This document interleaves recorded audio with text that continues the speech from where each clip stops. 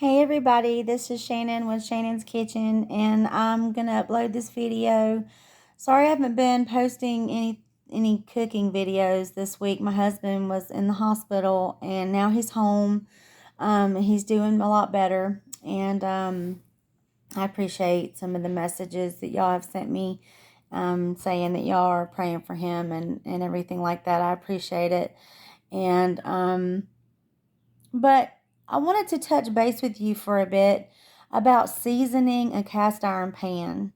Um, when you season a cast iron pan, you don't wash it with water. You don't put it in your dishwasher. You can rinse it with hot water, scalding hot water, and then wipe it clean. Don't use any soap or anything like that in it because it's not good for it. Um, I've never really used soap in my wrought iron pans. You usually what you want to do is you want to wipe it completely clean. You know, wipe all the food out or whatever. Rinse it out with hot water, and then wipe it down, and then put it on your stove. And then what you want to do, I have a rag that I designate for this. It's just a, really rough rag that I've had for a long time. And it's the rag that I keep in the drawer in my kitchen. And I always use it when I'm seasoning my cast iron pans. So what I do generally is I put vegetable oil or olive oil in my pan. But I make sure that I put it on medium heat and let it get kind of warm first, and then I put the oil in there, and then you might start noticing a bit of smokiness coming up off the inside of the pan. And what you do with that rag is you just start wiping in a circular motion and getting all the excess food that might be stuck to it or whatever off. And then you just keep scrubbing that pan with that oil, the same oil, and till it is completely clean. And then you just use it. Or you leave it sitting out, until your next use. But I generally like to go ahead and season mine when before I'm about to use it, or right after I'm done using it. So it's already done and ready for the next use. But I will be coming on here tomorrow, cooking up a good meal for you guys. And I can't wait to see you guys there. And I love my 11 subscribers. I know 11 subscribers isn't a whole lot to get excited about, but I'm doing this to help people because I lost 200 pounds eating clean. And, and I think that it's something that should be shared. And of course, I exercised and stuff like that. And I changed the things that I drank, and, but eating clean was the biggest part of it. So the reason why I'm so prominent about, and I talk about cast iron is because I believe that, I've used Teflon. I have one Teflon pan, and I used it, to cook my marinade in the first video. And I try not to scrub it when I stir it with forks or anything. But Teflon, when it breaks down, it has a tendency to flake off and it goes into our food, and it's not healthy for us to eat because Teflon's made with chemicals and stuff like that. So, if you have stoneware to cook with, that's even good. That's better too. And even if you have like stainless steel pots and pans, I have a lot of those. So I use those too.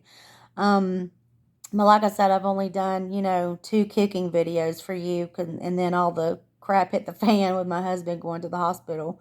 So, but tomorrow I will be cooking for you guys, and I'll probably be loading the video. It'll probably be around 8 or 9 o'clock tomorrow night, but there will be a video. So I just want to let you know I didn't forget about you guys, and I wanted to show you how, fast the green onions are growing.